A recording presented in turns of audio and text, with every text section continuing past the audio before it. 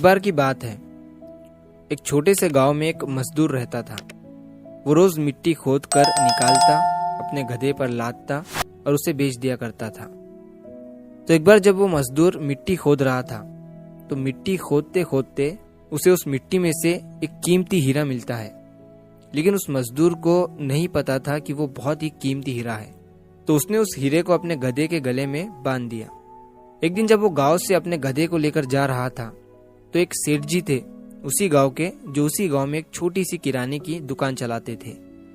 तो उन्होंने जब उस गधे के गले में उस हीरे को देखा, तो उस मजदूर से पूछा कि ये तुम्हारे गधे के गले में क्या है, बड़ा चमक रहा है। मजदूर ने कहा कि ये चमकीला पत्थर है, मुझे मिट्टी खोदते समय मिला था। अब सेठ जी को वो चमकीला पत्थर पसंद आ जाता है और सेठ जी उस मजदूर से उस चमकीले पत्थर को 50 रुपए में खरीद लेते हैं और वो उस चमकीले पत्थर को अपने दुकान के तराजू पर लगा देते हैं। अब जो भी सेठ जी की दुकान पर आता, उस चमकीले पत्थर को देखकर उसकी बहुत तारीफ करने लगता।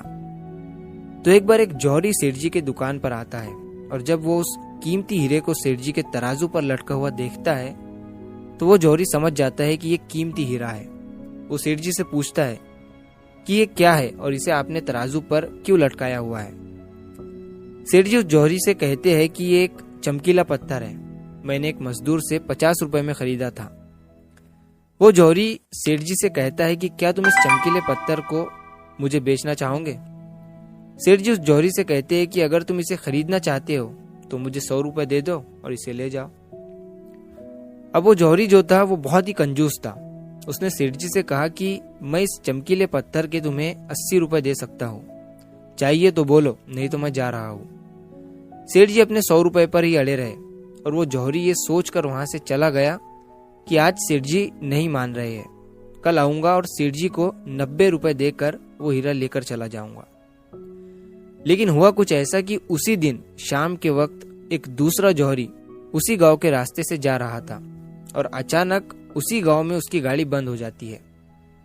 जब तक ड्राइवर गाड़ी को रिपेयर कर रहा होता है, वो जौहरी सेठ जी की दुकान पर कुछ लेने के लिए जाता है और जब वो उस हीरे को तराजू पर लटका हुआ देखता है, तो सेठ जी से उसे खरीदने के बारे में पूछता है। सेठ जी भी उसे वही कहते हैं कि 50 में लिया था, आपको 100 रुपए में दे दूंगा।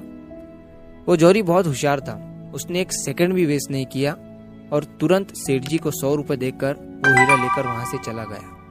अब जब दूसरे दिन पहला जौहरी सेठ जी की दुकान पर आया और जब उसकी नजर तराजू पर पड़ी, तो उसे वो हीरा वहां नहीं दिखा।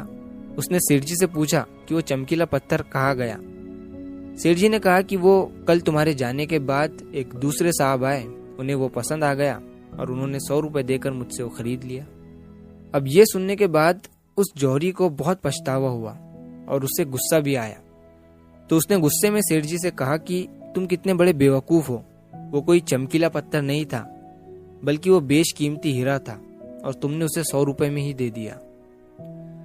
अब ये सुनने के बाद सेठ जी ने उस जौहरी से कहा कि साहब, ऐसा है कि मुझे तो पता नहीं था कि वो बेशकीमती हीरा है और आपको ये पता होने के बावजूद भी आप कल मुझसे 20 रुपए के लिए झिकझिक कर रहे थे। तो मुझसे बड़े बेवकूफ तो आप हैं, जिन्होंने 20 रुपए के लिए एक कीमती हीरा खो दिया। दोस्तों, इस कहानी से हमें 3 बहुत बड़ी सीखें मिलती है। पहली ये कि कंजूसी भी वहीं करो जहां पर उसकी जरूरत है। अगर हर जगह कंजूसी करोगे तो अच्छी चीजें भी अपने हाथों से गवा दोगे। और दूसरी सीख इस कहानी से हमें ये मिलती है कि हाथ में आया हुआ मौका, अपॉर्चुनिटी हमें कभी भी गंवानी नहीं चाहिए। अक्सर करके हम अपने आप को ब्रिलियंट समझकर कई सारे मौके हाथ से गवा देते हैं। और तीसरी सीख हमें इस कहानी से ये मिलती है कि कभी भी काम को कल पर मत टालो। एक बहुत पुरानी कहावत है कि कल करे सो आज कर और आज करे सो अब।